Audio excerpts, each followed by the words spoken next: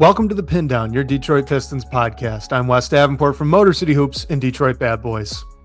And I am Robbie Bettelon, covering Michigan State for the Only Colors, and of course the Pistons for Detroit Bad Boys. Wes, I feel bad this time because I did not watch any movies this week, and I have me either. Yeah, I have nothing new to bring up. But I will say we started Ted Lasso, the new season of Ted Lasso. Okay.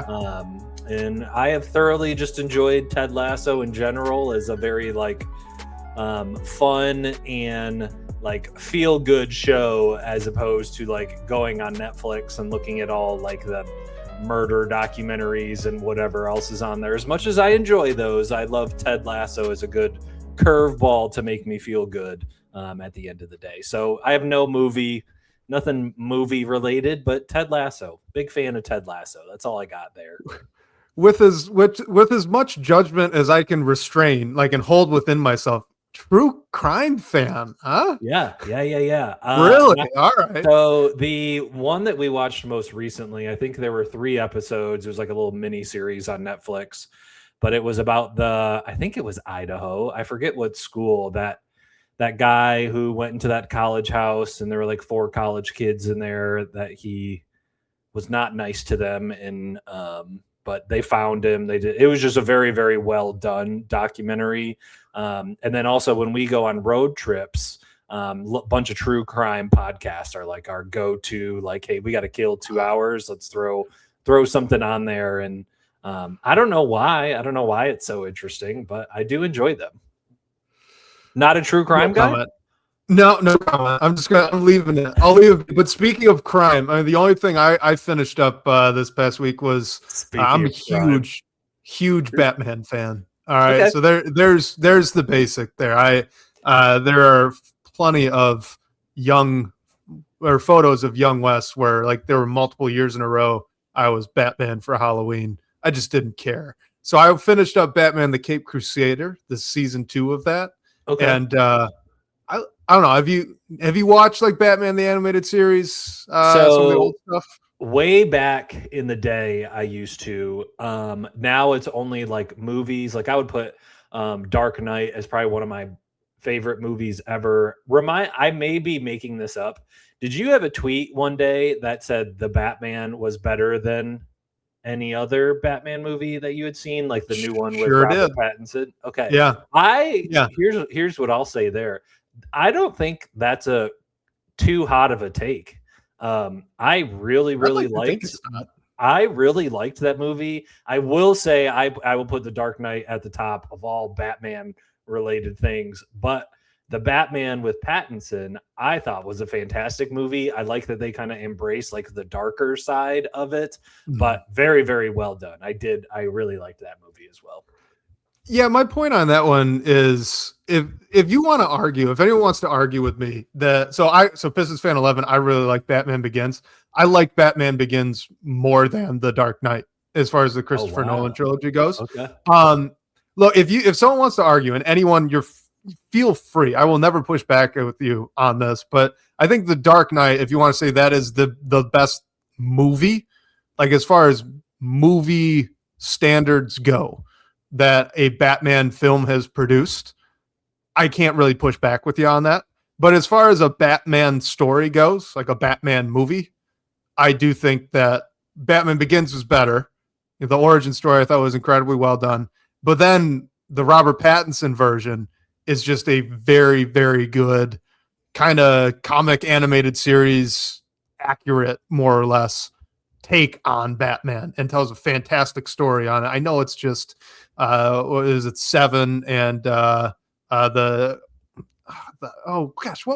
true crime fan. What's the one that's unsolved out from California that everyone loves? Zodiac Killer. I know it's just a 7 and Zodiac rip, right? I get that.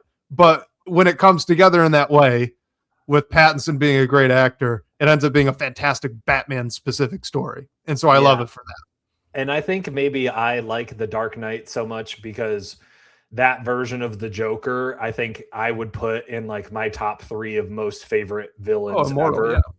He's just everybody has their James Bond or everybody has their Spider-Man or whatever. my Joker is that Joker from The Dark Knight. And at that point, maybe it's really more of a Joker movie than it is a Batman movie. But I agree with you that the Batman itself is like a great Batman overall movie. And I like the Penguin. Just the Penguin as who he is in that movie. I really enjoy. And I should know the actor's name. I think he's like Irish or Scottish or something, but he like had to put all the big, makeup and like Colin Farrell stuff on. Yes, Colin Farrell for the Penguin. Yeah, good call. But so you're not into the animated side as much. No, if I had to do something animated that's also superhero related, it would be the Spider-Verse movies with Miles Morales. Oh, those are great. The Spider-Verse and all those. Really, really liked those movies. But I feel like I haven't gotten into like superhero shows. Like I know there's a ton with Marvel. There's Loki. There's Punisher. There's Daredevil. Invincible? Haven't seen that one. Oh, so on my show, on my show side, on the show side, I might need to get into some more specifics to get deeper into the superhero world. But really, it's been just mostly movies, nothing show related. Well, to put a bow on this before we get to kind of a wacky off the wall question that we wanted to start with from the DBB comments here, but if you liked all the Bruce Timm Batman stuff, so that'd be Batman the Animated Series, that would be the Justice League, and then Justice League Unlimited. If you like those three things, it's very similar. I don't think it's as good, but it's probably the best that we've gotten since then. There's a little bit of like it doesn't have a heart to it, and they want you to think that it does already. I kind of chalk that up to it's just being so early. They've really only done like 20 something episodes. And if you think back to BTAS, like that was one season, right? Like one season was 30 episodes back at the time. So they just haven't gotten to the volume yet. But I think the voice actor's doing a fantastic job. And I think I would love to hear more of his take on Batman. He's starting to, season one was just, he's trying to be Conroy. No one could ever be Kevin Conroy. That's the man, right? That's everyone's Batman. He was, if you've ever played the Batman Arkham games, Robbie, that's the voice. That's okay. Yeah. So, growing up, I did not realize as a kid that Batman with Adam West was corny. It's hilarious. Actually. That's what I used to watch. Like back when I was a kid. It's hilarious. The shark that bites his leg in the helicopter, and he's got shark repellent. Yeah, he came prepared. With shark repellent. He's ready to go. That is definitely what I used to watch. Those were funny. I'll check out the animated stuff though. I'll keep you posted if I get into that. Highly recommended. Same bat time, same bat channel. Yes, absolutely. All right, this weird, wacky question that we got that we're just going to open the show with here. This is from Small Ball in the DBB comments. Says if each member of our team was magically turned into a song from 1964 to 1972, which song would they be?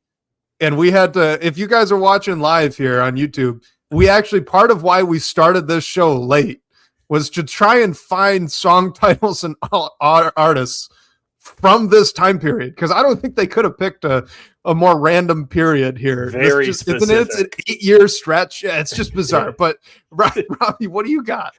Yeah, if this question said, hey, just name any song from 1964 until 1972, I still would have been in the same boat struggling. So yes, had to take a look at Google beforehand. Small Ball, I apologize. I cannot get one to each member of our team, but I will give one summing up the team as a whole, and that will be I'm a Believer by the Monkees. Came out in 1966. Is not just a song in the Shrek movies like I know it. Wes and I couldn't believe beforehand that it came out in 1966. That cover was awesome, by the way. Smash Mouth did fantastic because they also covered the Hallelujah. That was good. Or no, it wasn't Hallelujah that they did. They did that was All Star that they also had on that album. That was fantastic too. I've got both of those. Big Smash Mouth guy. Is that what we're learning? No, just literally those two songs. Yeah. That's it. No, but they're fantastic. That will be my song from 1964 until 1972 because I'm a believer. I'm a believer in this team. I'm a believer in what they did this offseason. It seems like we are going into this summer or going into this season, surrounding Cade, Asar, and Duren with as much shooting that they've had in their careers. It seems like Asar and Duren are going to have more playmaking or on-ball responsibilities, and I'm a believer in seeing it through. And maybe I will take that back once we reach February and we have to make a move at the trade deadline. But for now, I'm a believer.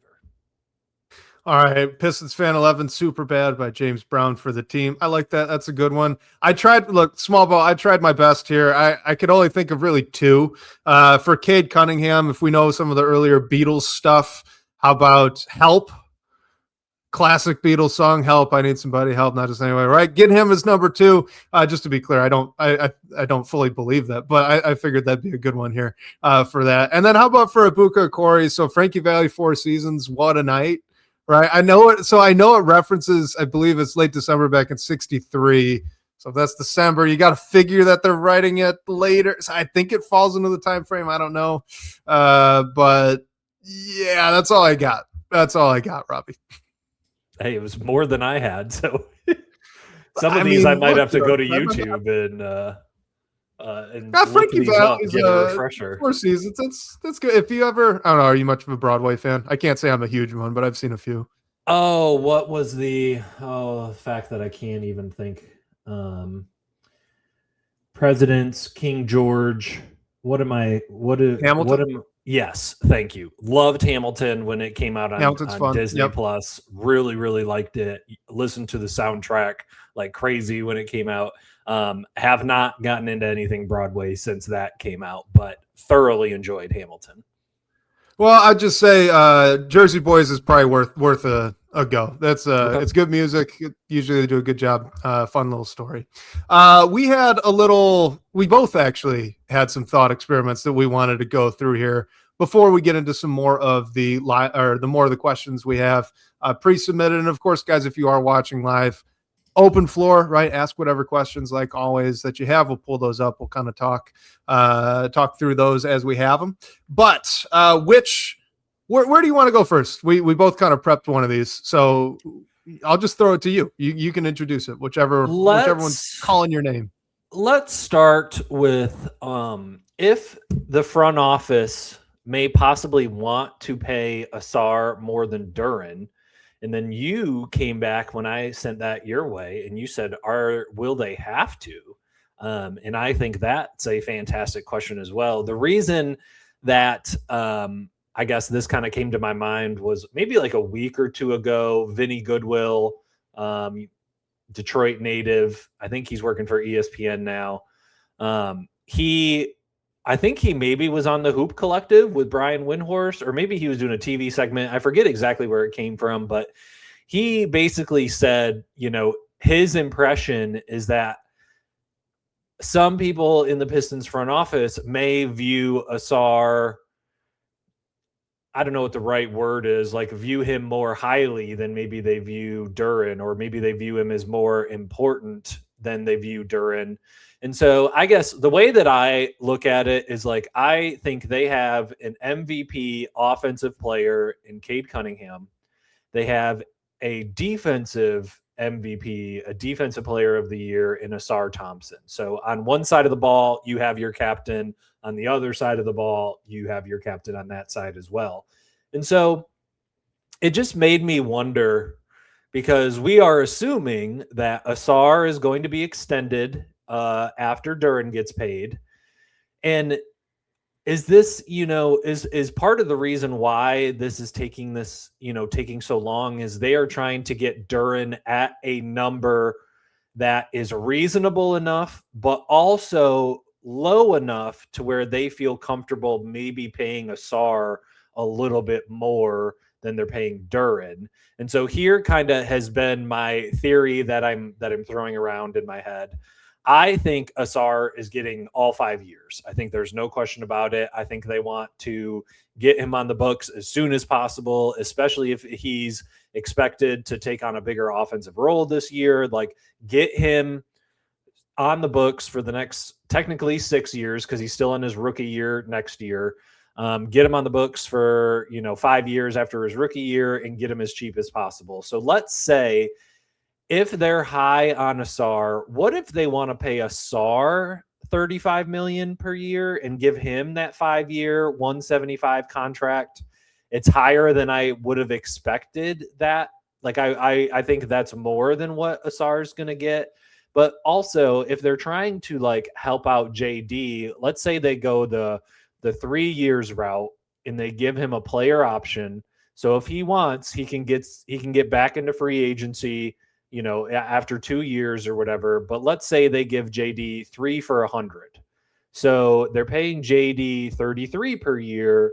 They're paying Asar 35 per year, where they're still very, very similar, right? They're still very, very close. But I guess all of this is coming from like, if Asar is viewed as the second most important player to some people, do they also need to reflect that from a payroll standpoint? This has kind of just been a conversation that I have been having in my head. And I guess I'm curious kind of what your thoughts are on all that. Yeah. So, to me, I kind of confused me when this kind of broke from Vinny Goodwill, not because I think that's a wrong position to have. I think you could easily make the argument that the best perimeter defender in the NBA is the second most important player on a defense first team. Like, yeah, right. I get that. But for Pistons fan 11, I think they still pay market value. That's kind of my sticking point. Like, the Pistons don't control the price that these guys are going to cost. They have some influence over it. They can come to both of these guys and say, hey, I'm only willing to give you this much.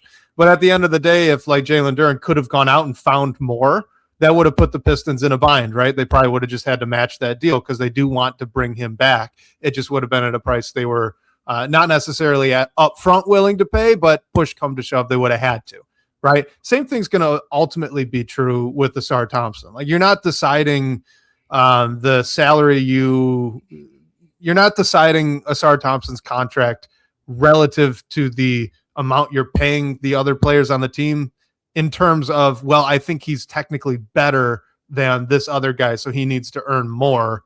It's more of I need to decide the contract he's going to get relative to what the 30 or the 29 other teams, right, are going to be willing to pay him.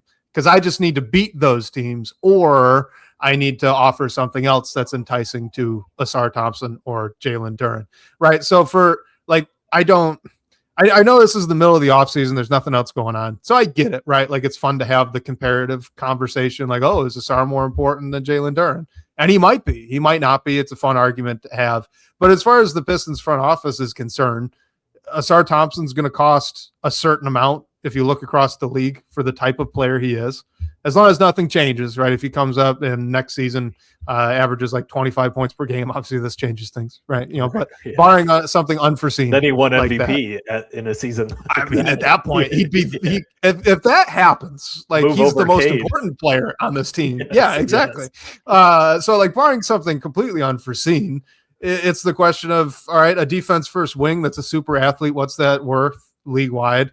A offense first big who's got good chemistry with your point guard, what's that worth league wide, right? That's really the determinant here on the salary. So if Jalen Duren thinks he's worth more than that, good for Jalen Duren. He's discovering he's not, right? He's not finding what he wants out there. Eventually he's going to have to come back to the Pistons and kind of wrestle with that, right? Asar Thompson's going to be the same way.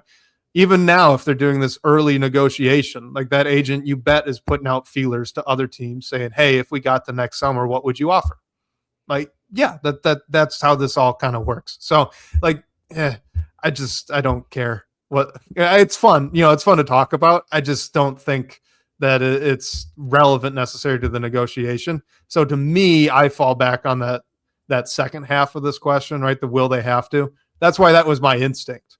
Right, you asked me over text. We should talk about does the front office want to pay Asar more than Duren? My response is I just doubt they have to, because if you look at defense first players around the league, they don't get contracts that even approach $40 million in salary right now. They get 30, slightly above 30. Yeah, so that's probably where he's going to end up, unless he doesn't sign an extension. They go to restricted free agency and suddenly he averages almost 20 a night. Well, then okay, now it's different. Hunter Patterson at The Athletic did an article with John Hollinger, and John briefly brought that up. Do you think there's any world that Asar goes into next season without an extension? Like, do you think they want to take it to restricted free agency? I guess that would mean that they heard something, right? His agent heard something like, hey, we'll offer you whatever amount that maybe. So Bobby Marks, I think, put Asar at 5 for 160, which is 32 per year. Yeah, I think that's slight raise over Jalen Suggs is essentially what that contract is. Yes, because 5 for 150 was Suggs, right? So I could see it getting up to 170 personally. And I wouldn't like if it was a matter of, hey, I need 170 or I'm going to go to restricted free agency. I'm like, just take this, please sign right now. Yeah. Yeah. So I guess I'm just like, from Asar's standpoint, I guess from his team standpoint, you would have to hear from some other team, I guess, that like, hey, we will beat that 170 some way, somehow, but then you can't offer 5 years. I don't know. I think they get everything done this summer, and hopefully Asar's is, shortly after we hear Duran's, but I don't know. I can't see a world in which Asar does not have an extension before media day in a month, a couple days or whatever it is. Well, it sounds like the Pistons want that, right? So I think that's the odds-on favorite outcome to occur. The only thing I can think of is, does Asar or his agent or the both of them think that with some more expanded offensive workload, if he can get his points per game average up to like 17 or 18, and then now he's an all-star. Yeah, and a max. Does that? I mean, like if you want to take that bet on yourself, I could see that. But at the same time, it is at the end of the day the same conversation that we've been having with you're Jalen turning Duren, down right? 170. Yeah, you're turning down 170, and then if you get hurt, it's gone. Getting it back, and now you lost the bet. So I'd still think that he probably goes ahead and gets the extension. But yeah, I like this from Pistons Fan 11. Who gets more for bragging rights between Amen and Asar Thompson? That could be interesting. I'd be curious to follow that one. I would. It's going to be I'd pay Amen right? more, but I don't know if Houston can. Can they? I don't know. Oh, that's true too. At least Detroit, we know, They're has good books. Yeah, I don't know what the books looks like over on that side, but I would say Amen has a better offensive game, can handle the ball better. He does. So I'd think he'd get, but yeah, still to this day, it's only Wemby in that draft class who has been extended so far, I believe. I'm not sure if anybody else. I believe so. I can't think of anybody else without pulling it up. So don't take our word as gospel here. But I think I'm with you. Yeah. Never take our word as gospel. Oh no, Lord no. Let's try. Let's move to the other one. So non-star players, Robbie. All right, this is the question. Which non-star players, so not Cade, not Asar Thompson, not Jalen Duren, do you think could have the biggest impact on this Pistons season's success if they hit their potential? And then, of course, the follow-up is how likely is that to actually happen? So when I first see potential, I think of young guy who's like making a jump, like a Ron Holland in his third year, kind of making a jump to be more of the player that we thought he is. But I am going to phone a friend here. I'm going to phone a friend, my Pistons Fan 11 friend. I think it's John Collins. I was down on the signing. I was down on him before he joined the team as just even an idea of somebody playing the 4 for this team. Since he's joined, I have done a complete 180. Doing a deep dive, I wrote a little article about how I think his fit, his play style should fit way better with this group than the way that Tobias played. I think I've said it before, but I remember seeing John Collins had 100 more attempts at the rim than Tobias did, and Tobias had 100 more mid-range attempts than John Collins did, and they both shot about the same number of threes. So this is where my math brain comes from, where I just like start thinking about efficiency, and I'm like, you need to be shooting a 3-pointer. If not, go dunk it. Like that kind of is how John Collins, his archetype, his play type. He's usually shooting corner threes, or he's trying to get to the rim, and stuff somebody. So I am buying the John Collins hype. I think he could get back to his Atlanta days of reaching like 17, 18 points per game. My biggest thing that I will need from him is I need him to shoot more 3-pointers, though. I think this only happens if he shoots more 3-pointers, to the point of like, I need him to get more than 5 per game. I know that he's never shot more than 4 per game in his career, in any season. So we'd be asking him to do something that he's never done yet in his career. Granted, playing around guys like Cade that can find him, playing around guys like Asar and Duren, who are really operating inside the arc. They need a shooter at the 4 that is willing to get those shots up. So how likely is John Collins to hit his potential? I think it's lower than I want it to be. I'm going to put it at 40%. But if after the first 10 games, if he's shooting 5 threes per game, I'm going to put it at like 60 or 70%. I would just have to see, him in kind of this new role of kind of being more of a 3-point shooter. And then I'm kind of intrigued by like, do we use him as a small ball stretch 5, where he could, throw some different looks offensively to something that we've really never seen before in kind of this small ball stretch 5 look. So yeah, my vote here would be Collins. I'll put 40% that's likely to happen. So I think it's less likely than not, but still. There's something I've been thinking about with John Collins a little bit, and I'm curious now, since you brought him up, what would be your response to it? But so John Collins is more of a screen setting big. Okay. So like, I'm really interested in the small ball 5 stuff too. I think that could be a lot of fun offensively with him. And he's got enough vertical pop to block some shots, even in that sort of lineup. Right. So I'm curious. I hope that they do it. But offensively, one of the reasons I was not as excited about the signing was because really I was looking for the Tobias Harris replacement, right? Someone who could fill more or less the same role, so there'd be less change schematically in what was happening on the offensive side of the court. And John Collins just doesn't do that. He's a right. Pick and roll, pick and pop big.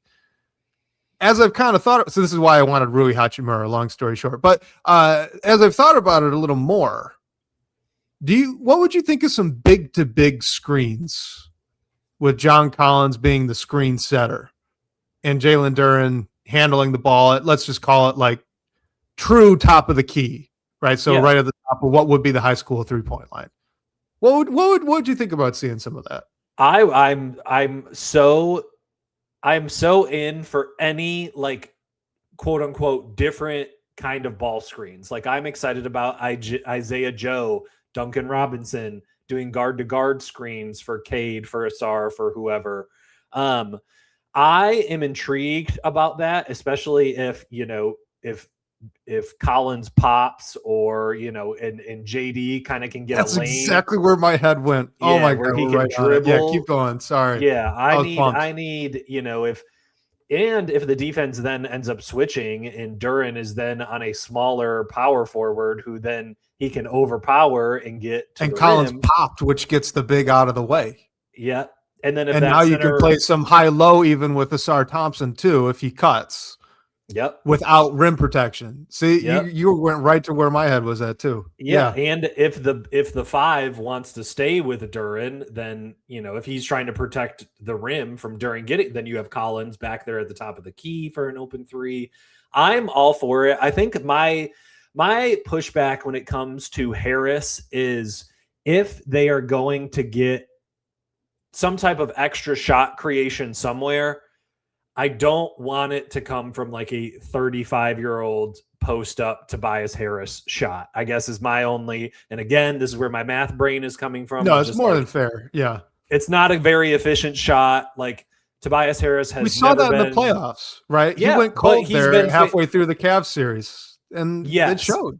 Prior to that, he, played the best ball of his career, right? With like 7 straight 20-point games, however many in a row it was. But like he was a like knockdown mid-range assassin during those 20-point days. And if he had to play at the top of his career in order for our offense to look somewhat normal as we're running it through Tobias as a second option, like my argument would be, hey, can we give it to Asar and maybe he can shoot one of those little like floating to the right mid-range shots that he likes?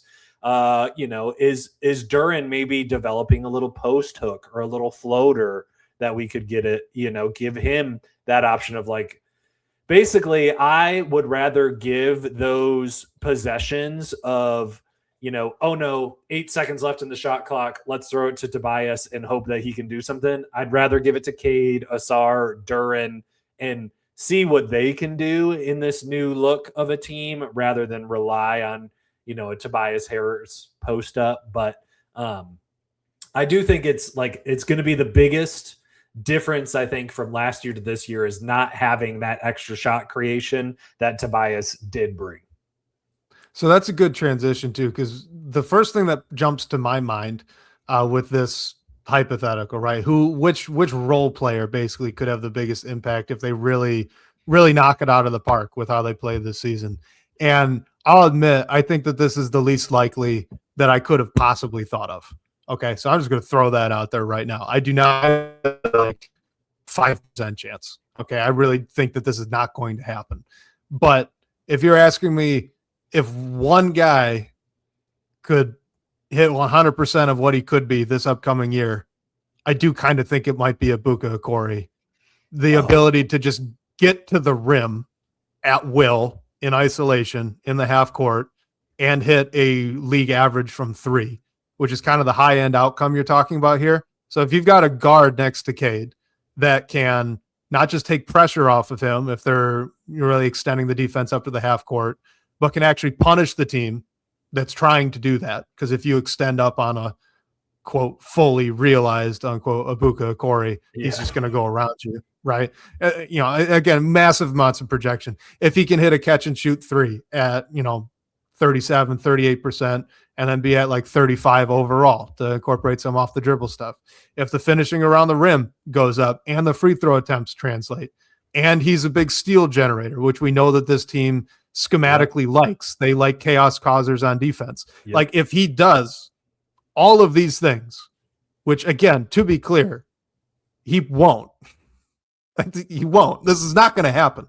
5%. But if he did, 5% chance. But if he did, I mean, that unlocks the offense, does it not? I mean, you can't, there's no guarding the Cade Cunningham pick and roll with 2 defenders because he can hit the catch and shoot, and you can just do the same action with a Corey on ball and have Cade off ball. Like it unlocks everything. There's no trapping Cade because of a Corey's coming to get it, and there's 2 on Cade, and then you're playing 4 on 3 with a Corey already being a good playmaker. Yeah. Because he can make a simple read too. One thing that I want to double down with what you just said is his field goal attempts. Not field goal, free throw. During the summer league, there was I felt like so many times where I felt like he got into the lane, he got somebody in the air or something and just didn't get the call that I felt like he would get in an NBA setting, like a real NBA game setting. So one thing that I'm very excited about with Okori at the next level is his ability to get to the line with his ability to get to the rim, but also just to be somebody who can draw fouls and provide some relief at that point for Cade. This is me probably getting too technical with positions again, but at that point, Okori's playing the 1, Cade's playing the 2, Asar's playing the 3. Like you kind of have that's your core guys in this world that Okori is hitting his ceiling. Yep. Is that not the 3 main guy? I mean, Duren as well, but those are your main guys moving forward then at that point, right? Yeah, I mean, like this is. I just want to be totally clear. I do not intend to gas up Ibuka Corey before he even plays an NBA game. Like again, this is like so unlikely to happen for a rookie picked at what was he at 19, right? Like I mean, come on, no, this isn't going to happen. Yeah. 17, sorry, 17. It's like no, this is not. I would never bank on this happening. But if we could wave a magic wand and say the exact guy that you saw at Stanford shows up, I almost knocked my mic, at scale, right, in the NBA, and then also can hit an off-ball catch and shoot three at a respectable rate. Like, all right, that you at that point, you pretty much have Luka and Kyrie. Like it doesn't matter who's point guard. It doesn't matter who's shoot guard. You just have two guards that can go break down the defense, get wherever they want, whenever they want, make plays for themselves and others. And you're just going to have them play off each other as high IQ guys and really thrive off of it. Like it'd work in the same way. It'd be nice. So new question for you, as you're somebody that's higher on Danis than I am. Are you at the same time? Choice. That's who I thought you were going to go with. Based on how you were saying it. At that point, how does your 5% version of Ibuka Corey differ from what Danis Jenkins can also do? Is it his ability? Is it like a Corey's more of his like playmaking, getting to the rim, kind of like more point guardiness that a Corey can do that maybe Danis is more of like a combo guy? Is that kind of what you're just comparing? I wouldn't say it's point personally. I wouldn't say it's point guardiness. I'd probably say it's more like on balliness, if that makes sense. Like Danis Jenkins, when he gets to the rim, and he's really aggressive at doing it, but when he gets to the rim, a lot of times it's off a pick and roll or off the catch. Right? He is a great rip and go guy. He's not a great rip and go finisher, but he's a very good rip and go player in that he can immediately take that advantage, gets all the way to the front of the rim, and tries to make a play from there. One of the things he really needs to work on is improving that finishing there. But again, you're kind of seeing this through line. Trajan Langdon likes these kinds of players that get to the paint, right? And Danis does that. The difference is Danis, you just don't want to ISO him. You don't want him to be the guy that you can just get the ball to and say, go make something happen immediately. I think he's good out of the pick and roll. I'd say if Danis hitting a ceiling would be, he's also probably a starter here. You'd want to tone down the scoring load expectation, as I kind of think where that would come. B-Ball Paul is a good one. I love B-Ball Paul, but I'm nervous. I'll just be totally honest. Yeah. With him as the backup. Well, I think it's because we're so used to like Stu. I feel like so many Pistons fans wanted Stu to be a backup center and felt like that was his ideal role. And we finally got him in that for a few years. Wasn't always healthy, but surely brought rim protection. We do not really have much rim protection nowadays, but to a point that you brought up earlier, I think we are getting away from being like a rim protecting team, and we're doubling down or tripling down on being like chaos causers. Similar to what you just said with the Corey, like can get his hands on the ball, is good at getting into passing lanes. So this is where B-Ball Paul differs from Stu in that Reed gets in the passing lanes. He has active hands, not much of a rim protector. He'll shine here and there, but it's like so many of these guys, a Corey, Ron, Asar, Javante, B-Ball Paul, these guys that can come in and kind of throw some energy coming off the second unit. What I'm really excited about them on a team that does not have great spacing, a way to like help get around that is to force a ton of turnovers, get out and run, get out and transition, and get your buckets that way. And so I at least enjoy that Trajan is like still, there's kind of still an identity with this defense, and that they're still going to get all up in you. They're still going to try to force turnovers. They're a great team in transition. Frankly, I think they're only better now with, throw Isaiah Joe in there as a transition shooter. Throw John Collins in there as like another lob threat, a better finisher than Tobias. Like I'm I'm at least excited about the fact that they're kind of doubling down on what this team has already done well, which is force turnovers, get out and run, play strong defense. But I get it from like you can't rely on Stu as the final guy, at the rim now. We really don't have that anymore. So I get missing that, but I'm also excited at the same time to kind of see what these other guys can do with more opportunities. Yeah, and I think I've said before, like my nerves with Paul Reed are I think I've said it this way on this podcast. I can't remember for sure, but if a pitcher has a great changeup pitch, that's a game changer. It's awesome, but you don't want him to throw it every time. Yeah, right. You throw it and 40% like Paul of the Reed time or something. Yeah. Right. Yeah. Like Paul Reed last year was an awesome changeup. If Stu went down, if Durant went down, if they just need a little extra energy, you could send in Paul Reed and it just kind of changed the flow of the game because the other team's not game planning for Paul Reed. Right. I'm worried, though, that now they're going to have to throw the changeup all the time. And then the fact that he's not a great rebounder, he's undersized, underweight, that's going to kind of come through. But to your point, this team schematically is defensively, I don't want to call them gamblers because it's not like, if you watch LaMelo Ball play defense, that's gambling. Okay. That's what he does to get steals. The Pistons don't do that. But when it comes to jumping passing lanes, when it comes to blocking shots, it seems to me that the position of the coaching staff is go for it, right? Like this is not a charge taking team. They were near the bottom of the league in charges last year. The reason that they were so high in fouls given was because they go for every block that is within reason, right? Like they're not gambling on everything. They're not being dumb. But if Cade Cunningham thinks he's got a shot to line a guy up and block it, the coaching staff says, go do it, right? So I think that, the chaos causing, it extends to the shot blocking too, which to your point, really that defensive identity, I do think it still should track through, which should be fun, especially with someone as kind of helter-skelter as like a Paul Reed.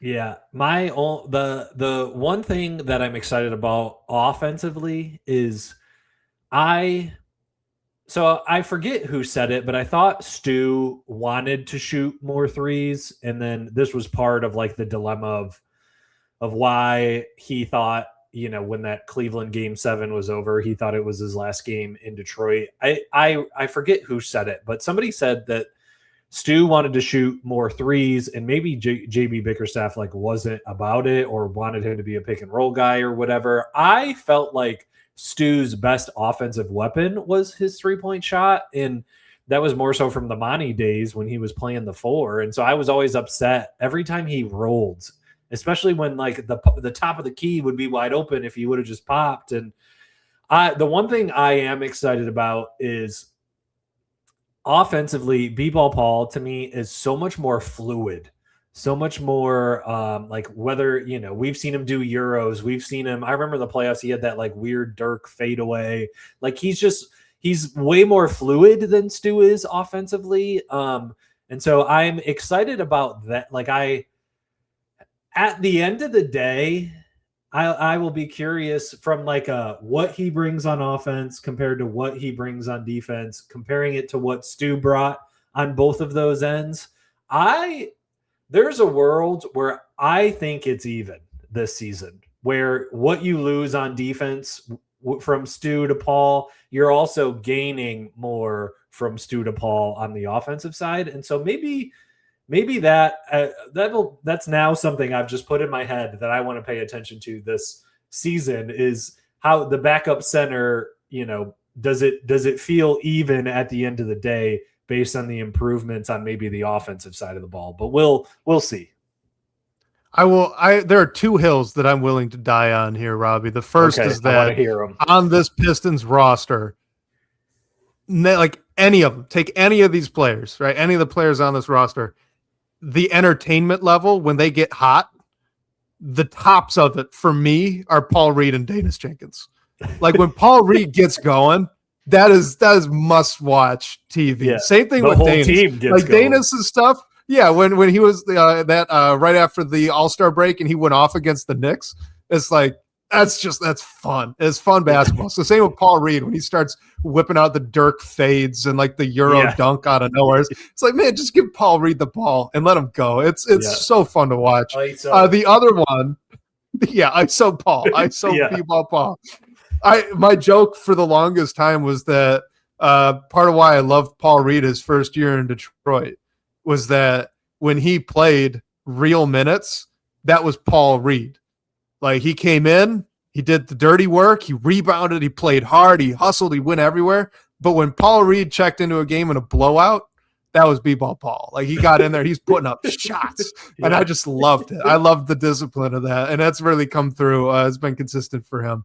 The other hill that I'm willing to die on, Robbie, is that I never saw anything from JB Bickerstaff that said he did not want Isaiah Stewart to shoot threes. Maybe like if Isaiah Stewart went off and said, and I didn't see it, but if Isaiah Stewart went off and said after this trade that like that was a mandate from the coaching staff, then of course Stu's right and I know nothing. But what JB Bickerstaff did say publicly was he wants Stu to be a big man around the rim. And if you remember when Monty Williams was here, Stewart's shot blocking numbers and rebounding numbers really went down.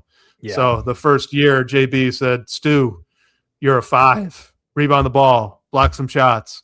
And then once he started doing that and they kind of got that identity back into him, that's when later in the season and then now into last year, you saw the 3-point shots start to tick upwards. Still weren't as high as they were. But I think that was actually some nice coaching by JB Bickerstaff to me. Other people are free to disagree. To add to your point too, I will say I feel like there were so many times where Stu did get the ball at the 3-point line and wasn't ready to shoot. You know, it's like he wasn't confident. He was like, oh, I could have shot this if I would have been ready. So the fact that, just to add on a little bit to what you said, the fact that he was not always ready to shoot when he had opportunities to shoot this past year, also just more evidence to support your claim there too. All right, let's try to get through some of these a little bit more quickly so we could get to the fun little game we got here for the end. I pulled this one here. This was so Mr. Happy Mushroom from the DBB comments, but he is pulling the stat from, I believe it was Piston Powered, that blog, that fan site. Then you definitely go read it. They do good stuff over there too. But he said Duren didn't just fail in the playoffs. He was terrible in crunch time minutes last year, 45% field goal percentage, and then brought up some strength of schedule stuff. And there's both something to it and, in my opinion, not much there. But so if you go to Basketball Reference, you pull up the game score, right? So you sort highest game score for Jalen Duren last season. His best was against the Cavs, so that doesn't quite fit. But then it's New Orleans, Washington, Dallas, Indiana, Brooklyn. Then OKC, so that doesn't quite fit. Then Memphis, that does. Toronto, those a good team. Phoenix, a good team. Portland, a good team. Then we're back to Brooklyn, not good. Utah, not good. Atlanta, very good. Spurs, very good. Sacramento, bad, and that's the top 16. So to me, that's a nice mix. But what do you think here on this one? Yeah, I'd be curious how many attempts he got in crunch time, or also what is crunch time? Is that the last 5 minutes if the game's within 5 points or something like that? I'd have to. If it came from NBA.com, I believe that's the definition. I do believe that's the definition. I'm relating this to my comment from Tobias Harris earlier, where I didn't want Tobias Harris being like, I don't need mid-range post-ups from Tobias as our second option on offense. I also am not relying on JD to be the clutch guy when Cade Cunningham is on this team, when, Danish Jenkins even has some clutchness in him. We've seen him hit some big time shots, but crunch time, clutch time, whatever you want to call it, I need the ball in Cade's hands. I got to assume that whatever, I'd have to look more into those stats, but I would assume the sample size is not very high. I can't imagine, JD has a ton of field goal attempts in crunch time. And so I guess I'm kind of I don't know. Am I getting just sick and tired of talking about JD in the playoffs and like poor, we both probably are. Yeah. Yeah. Yeah. And like, honestly, with the strength of schedule thing too, Robbie, it kind of, I'll just be totally honest. It kind of blows my mind a little bit that like, why is this a bad thing? Okay. So like, if you pull up Cade Cunningham's best game scores, there are a lot of bad teams mixed in there too. What is bad about having players that beat up on bad teams? Yes. Like that's how you win 60 games. And like, you need guys that do this. You need someone that can just consistently go and beat up a Washington Wizards before they go and trade for Trae Young and AD. Like, I mean, someone has to, right? So like, why is it bad that it's this guy doing it? I don't quite get it. I remember I was watching an episode of Game Theory and Sam brought that up about a Jalen. Yeah, he started it. Yeah. Yeah. Where it was like, good stuff, but he played well. Then I'm like, he played the Wizards and he had 33 and 15. And it's like, yeah, but he played the Wizards. And it's like, I want a player that can put 33 and 15 against anybody. I don't care who he's playing. 33 points and 15 rebounds from a guy that doesn't shoot the ball is awesome. That means he had 6, 7, 8 dunks in that game. That's a good, yes. Good players. According to Basketball Reference, the best game that Cade Cunningham played last year was against the Washington Wizards. It doesn't count. It was against no one else was there, right? That was the game where it was like Cade and nobody because everyone was hurt. And he shot like 50 shots. Yeah. Something like that, right? And it's like that's his best game score on Basketball Reference, which itself should tell you a little bit about game score for Basketball Reference. Yeah, but there you go. Regardless, like I guess we can't count that. I guess his really nice game against the Brooklyn Nets just doesn't matter. I share your opinion I'm the same way. Good players should be good against bad teams. They should be good against good teams. They should be good against bad teams. I don't care who it is. If Cade's going to drop 40 on somebody, I think it's as legit if he was playing the Wizards or if he was playing the Spurs. It doesn't matter to me. Yeah, and I don't even mean this as like a we need to defend Jalen Duren thing. This is just, I think, a good, that's just what the NBA is. Like you said, you have to beat up on bad teams to be a good team. So that means your players are going to play better against bad teams. Like, yeah, duh. But I think even the fact that like last week, right, we got the Order of the Blazing Horse guys on. And one of Harry's points was, hey, remember back to in the regular season when we played the Spurs and we all were kind of sitting there going like, is Jalen Duren the key to beating the Spurs? Yeah, just I think the Spurs were pretty good, right? So clearly he played all right against one good team, and I think if you go to Basketball Reference, you'll find plenty of others. To me, this is nothing. And I'd be saying the same thing if it was anyone else on the roster too. Yeah, but no, I'm. Let's get to this from Ramester in the DBB comments. How important is shooting to the Pistons half court offense, and are we sure secondary playmaking and bucket getting is a primary issue for the team? Yeah, I love that second question because Ramester, I am not sure that secondary playmaking and or bucket getting is the primary issue. And again, I am going to keep driving the Asar Thompson hype train. I want Asar to handle the ball more. I forget who commented. I saw a comment of somebody, have you seen the runs with Cade, Asar, those guys going up against Boozer? Yes. Ali B. Thank you. Yes, I have seen all those. And do they make me excited every single time? To the point where I'm probably irrationally getting excited. Yes, yes, they do. Yeah. But I like in a short answer, the Asar that I'm seeing in these runs on these videos, these clips that we're seeing on Twitter or YouTube or whatever, I want to see what percentage of that Asar that we can get in the regular season. Is it 80% of what we're seeing in those clips? I would love to see that. So I'm not sure that the primary issue is secondary playmaking. To his first question with how important is shooting to the half court offense, I think a ton, but Trajan checked off those boxes. To me, as a guy who is, I feel like way more biased to the modern game into 3-point shooting, and I like value that among anything else. I think I think we have a satisfactory level of 3-point shooting now, especially surrounding Asar and Duren. So I'm not sure that the primary issue was secondary playmaking. And to his point, to Ramster's point, I would argue that it was shooting that was the primary issue, only if that means the secondary playmaking can be taken on by Asar, can be taken on by Duren, and maybe this is cheating because he technically wasn't on the team last year, but also a Corey. How does a Corey look with some playmaking opportunities? And then, I mean, I'm trying to get the ball in Asar's hands as much as possible, in JD's hands as much as possible. Let these guys continue to grow their on-ball game with way more shooting around them. So, Ramster, I'm not convinced that secondary playmaking was the primary issue. What about you, Wes?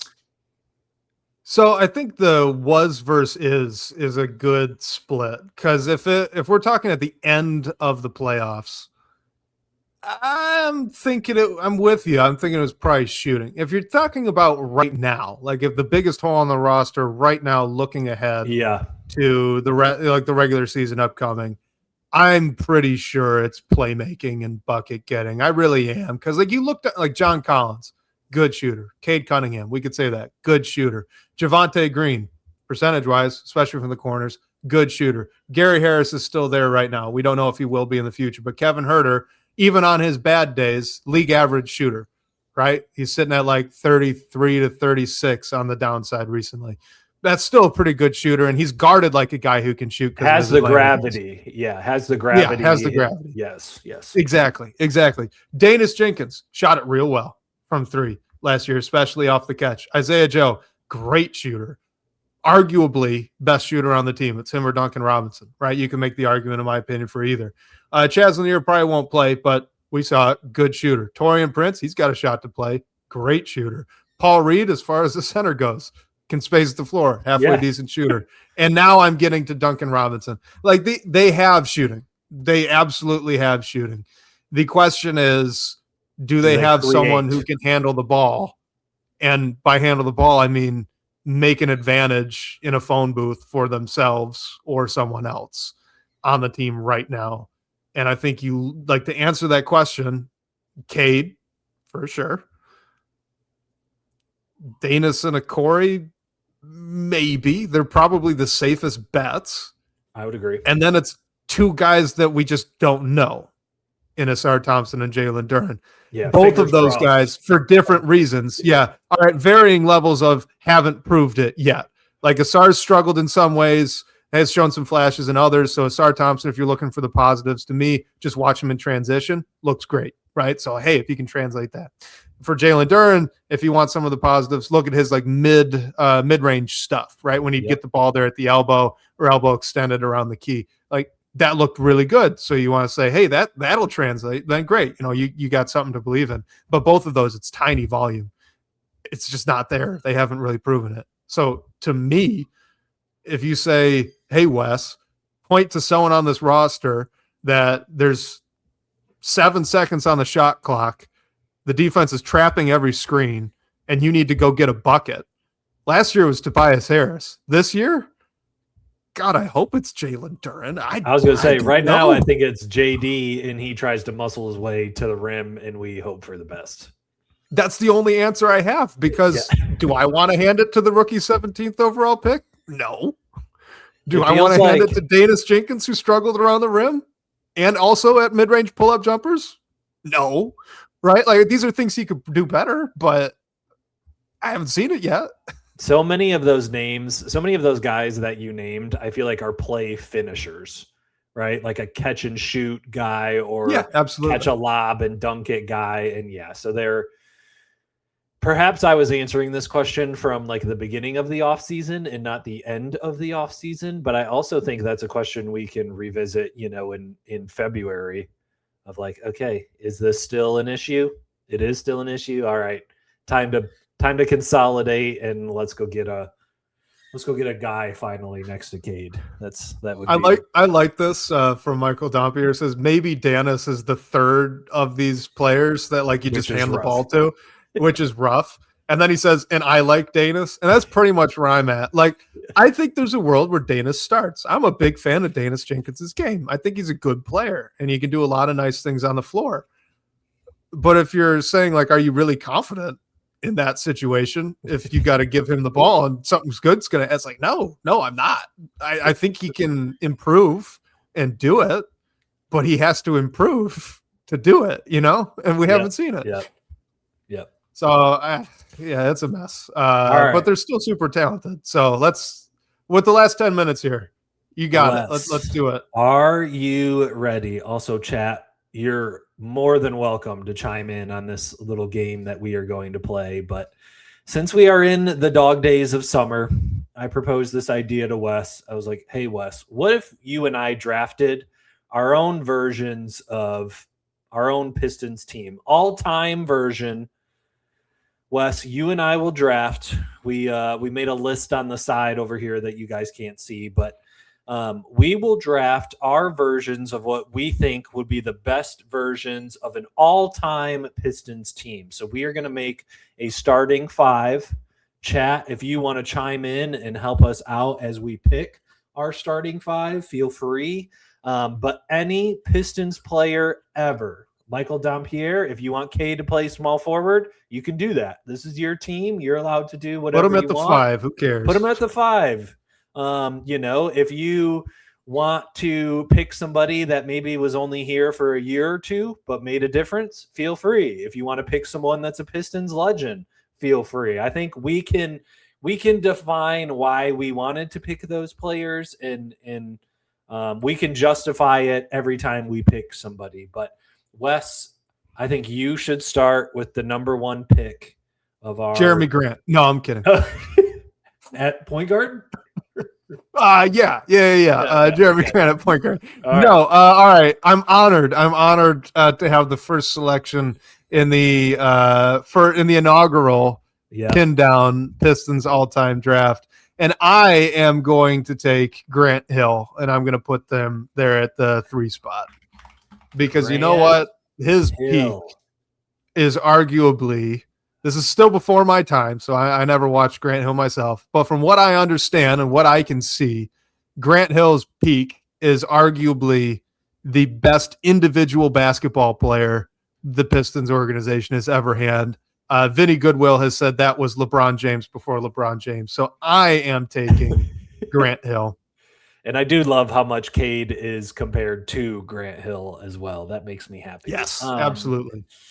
All right. I thought you were going this route. And so because you didn't take him, I will have to take him. But let's take Zeke, the legend. We have a Zeke behind us. We have a Zeke on the board. I'm just going to go with perhaps the best point guard in all of Pistons history until Cade Cunningham finishes his career. I will take Isaiah Thomas. I like it. Yeah, so as Pistons fan 11 says, that is my kind of prototype of or archetype of player that I do very much enjoy. So kudos on Pistons fan 11 to remember last week's show. Yeah, he knows now. He knows what I like to watch. But is it too early to just go with Cade? Like, is that crazy, Robbie? Genuinely, let me ask you: is this crazy to say Cade Cunningham here with the 2nd pick? It's all about what. I think it's how you want to define it. I also think, Cade's versatility plays into this. I think, I do not think it's crazy to take Cade Cunningham here. And I also think there's a little bit of projection here, we know he's on his way to winning MVPs. We hope that he's winning a ring at some point. I don't think it's crazy if you take Cade in this spot. And that he's on a team with Grant Hill. Yeah, exactly. So Michael Dampierre says that Cade would be above Grant Hill to him. And honestly, I'm close. I think that the difference is just that Cade hasn't been around as long. Yeah, what we've seen the last 2 years, especially last year out of Cade. I mean, I know I'm young and we're both pretty young, but that is far and away the best individual basketball player I've seen in a Pistons uniform in my lifetime. So that goes back to the going to work team.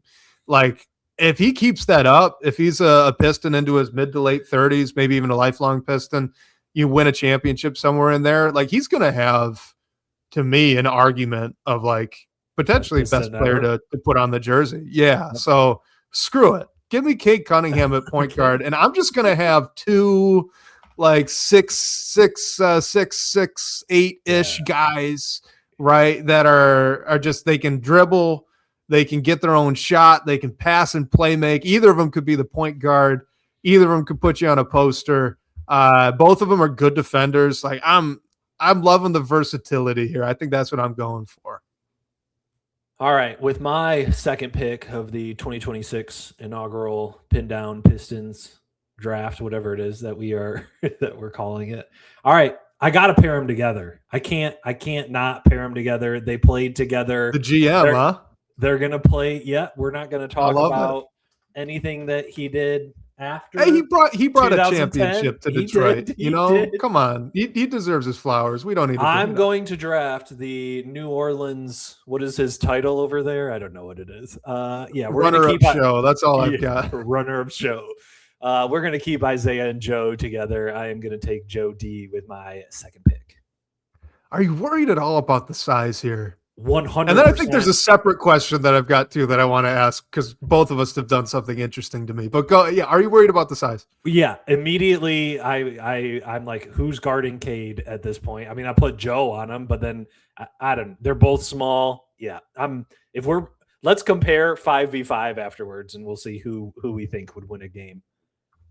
All right. So the other thing that I'm looking, thinking about this right now. So we've made 4 picks. We got Grant Hill, Isaiah Thomas, Cade Cunningham, Joe Dumars. No bigs. Not yet. Is that just us being too modern?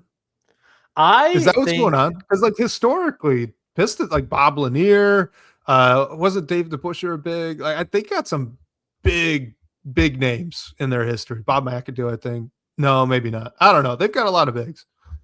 I think if I had to pick, if I would have guessed out of our first 4 picks, 3 people that would have gone, it would have been Isaiah, Joe, and Cade. Not Isaiah Joe. Isaiah Joe next on the list. Yeah. You haven't realized what's going to happen this upcoming season. Isaiah Joe will cement himself in this conversation. Yeah. All right. Well, I don't know. Should I end? I got to be strategic here, because I want to beat you when it comes to the 5v5. Yeah, we can play some matchup game. Who's matching up with who? You know what? Ben Wallace. I want Big Ben. Gonna pick. That's who I was gonna pick. Oh, let's go. I thought so. I thought you were gonna go there. I wanted to beat you to it. So all right. I got Big Ben. Oh, so now I'm locking down. Look at the defensive versatility here, Robbie. Come on. Cade Cunningham, Grant Hill, Ben Wallace. I know they're all the same height, but gosh darn it, that's some promising defense. Everybody's 6'8". Oh no. All right. Do I save center now? The chat wants you to get Dennis Rodman here for defense. We've seen a couple of those. Which, I mean, there's an argument. There is. The worm, right? I mean, the trick with this too, sometimes I think with these all-time drafts is like, we're trying to maximize the player when they were in the Pistons jersey. Because otherwise, we're taking Allen Iverson and Tracy McGrady and we're excited about it, right? But like they weren't great in a Pistons uniform. So like Rodman was really good, but wasn't he better for the Bulls? Am I making that up? No, I think that's fair. But the chat is starting to convince me right now, especially because if we're dealing with a little 5v5, I need some matchup help. I need some defensive versatility. I'm just ending up with the late 80s team at this point. Let's take. Hey, they won 2 back-to-backs, so there's no problem with that. This is a good strategy at that point, right? Yeah, all right, we're going to follow chat. We're going to take Dennis Rodman. Also, seeing Ben Wallace on one side, Dennis Rodman on the other, that's really, really fun. I'm going to do something fun here, Robbie. Player who, when they were with Detroit, were near and dear to my heart. I loved watching this individual player when they were with the Pistons. They kind of saved the team for a little bit there. Made it interesting to be a Pistons fan again for me in my college days. Give me Blake Griffin. Dude, Give me all NBA third team Blake Griffin with this group. I love. Give me that. Because you know what he gives up on defense, I think Ben Wallace especially, but even Grant Hill's got some versatility to go up a spot if we need to. Like if I got to put Grant Hill on Dennis Rodman, that's fine. But I think I can just run away from Dennis Rodman and put Blake Griffin on him there. So I don't have to worry about it. But now I've got 3 guys that can dribble past you to the rim and create their own shot. All of these guys were all NBA teamers, right? I mean, I love Blake Griffin's fit here. I'd be a little worried though about can he really be the third option here? But also he was even a good lob threat that year. So I'm in. I like Blake Griffin. Yeah, that whatever year that he had his career year here, I think I will still to this day go back and watch Blake Griffin highlights of that season. That was the best Blake Griffin in his entire career. It was the best season he had. In any of the Clippers stuff too. That was peak Blake Griffin. A shame that it ended that way. All right, I'm going to pick this player next. One, because of the matchup, it's just an amazing pairing for who he will have to guard on your team, and with Dennis Rodman's inability to shoot on the offensive side, I'm going to need a big that can shoot. And he was the missing piece that the 04 team needed. And he became that's not where I thought you were going. The heart and soul of the going to work team. And I am going to put Rasheed Wallace as my big to guard Ben Wallace and to be our stretch 5, even though maybe he played the 4 a little bit more. You know what? We can play. We do. We have the need for Sheed on this team, and I needed a big next to Rodman that could space the floor. So I love that big man pairing. Wouldn't it have been? I mean, obviously this is only things you can do in 2K, but wouldn't it be wild? Isaiah Thomas, Rasheed Wallace, pick and rolls. Yes, I almost went Liam Beer. I almost went Liam Beer. Bill was an early pick and pop guy too himself. He had a little bit of a 3-point shot, but Rasheed Wallace maximizes that. Yeah, I looked beforehand because I was like, okay, Bill shot it a little bit. Like, how many times did he shoot? And it was 1 3 per game, which I think is just hilarious. But that's what play was like back then. But yeah, him considered as a stretch big, Bill, after shooting 1 to 2 per game, I thought was hilarious. It was early. Yeah, She's also early. Had the mid post ISO. He's just money on that. He could be in my. Oh, there's 8 seconds left in the shot clock. Get it to Sheed in the post and let's let him hit his fadeaway.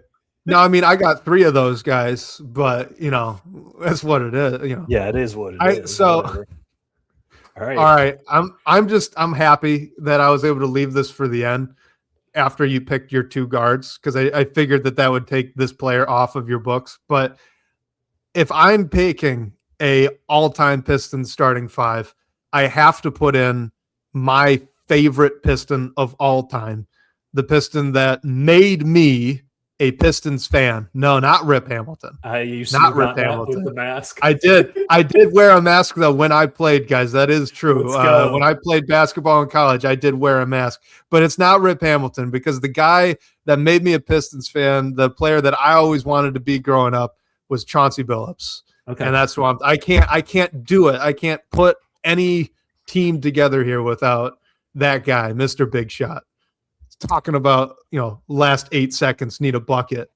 I don't care about this lineup. I'm going to Chauncey. That me personally, I'm the coach. Get him the ball. I don't give it care. To Mr. Big Shot. That's the play. Exactly. Yeah. But another point guard, right? Dribble, pass, shoot, and a very, very good defender for his position. I'd take him over Rip Hamilton for that, and that's kind of where it was going. I thought a little bit about a Dave Bing maybe, but I just ultimately give me Chauncey. I can't do it. He's the man. All right, to round up our gambling issues notwithstanding. Yeah. This was before he started all that. All right, Pistons fan 11 is already on to me. He's already guessed where I'm going here, but this is a nope. Other way, Pistons fan, other way. am thinking about this pick strictly from a matchup standpoint to guard your 5. And if I need a small forward, none other, I think this was his nickname when he blocked Reggie Miller, the long arm of the law, Mr. Tayshaun Prince, the Prince of the Palace. Prince himself. Yep. George Blah, great nickname there for him. Yep. I need versatile defenders to guard the size of your team. Nobody else more versatile than Mr. Tayshaun Prince. So for our audio listeners, Wes has finished with Cade Cunningham, Chauncey Billups, Grant Hill, Blake Griffin, and Ben Wallace, while my team is it's not as good as Isaiah Thomas, Joe Dumars, Tayshaun Prince, Dennis Rodman, and Rasheed. See, that's where you're wrong. So here's what we need to do. Chat, guys, in the comments. Leave us a comment on Spotify and YouTube. Chat, you can leave your comments DBB. here. Yeah, DBB in the story on when DBB. we post it. We want to know what you guys think in a 5v5 game. Who brings home the trophy between my team and Wes's team? We will let you guys argue about that in the comment section. Robbie, I don't want to break your heart, but Michael Dompier brought up something here that made my heart skip a beat a little bit. I didn't even think about a song. Tayshaun's the right pick, Michael Dompier says, but I'd pay to watch Asar Thompson and Dennis Rodman play defense, and oh boy, would I pay to watch. I agree, but then I got 2 non-shooters in Dennis and Asar, and that's true. That's true too. I wouldn't have been able to do it. Pistons fans says 8 rings over 2 rings. That's a good point. If you want to count it by rings, feel free. I'm happy. It's a great point. It really is, because I mean that you got Isaiah Thomas and Joe Dumars. That is the Pistons backcourt, right? I mean, if you're talking all time for each position, I know what we said about Cade Cunningham, but he's got to do a career to get into that, right? And right for now, it's Thomas and Dumars. That is the Pistons backcourt. Yeah. So, happy to have that pair. Got to give you credit on that. Yeah. All right. I don't know. I think I win. I think I win. I think you guys let us know. Well, you're supposed to, and I'm supposed to. But you guys let us know. We're going to look forward to reading through that. You know what? I might see if I could put a poll out. We'll figure something out. We'll get a voting down. Maybe throw it out on Twitter. But we'll bring it up in the next show and get you guys' opinion on who won here. But I think with that, we got to Pistons fan 11, the backcourt that beat Bird, Magic, and Jordan. Yeah, I know whose team Pistons fan likes a little bit more. Huh. And you can't argue too much with them. I mean, these are all-time players. They're almost all Hall of Famers. Both teams are great. Yeah. But Robbie, I think we got to call it there. It's the off season. We've gone somehow almost another hour and 20 minutes. I'm proud of us. We keep giving you guys some good length episodes here to help get you through the lazy month of August. So I hope you guys enjoyed it. And with that, I think that we got to close it out. Yeah, chat, before you head out, be sure to like and subscribe. If you guys are watching this a little bit later, be sure to like, subscribe, and comment whoever you think. We want to hear whose team you guys think is better. But we did not get any voicemails this week. If you want to leave a voicemail, call 313-355-2717. A big thank you to Sean Corp, our managing editor over at Detroit Bad Boys, for supporting the show. Shout out to you guys for contributing with our game and with your great questions tonight. We will catch you next week, whether on your commute or live with us on YouTube. We cannot wait to talk more Detroit basketball with you.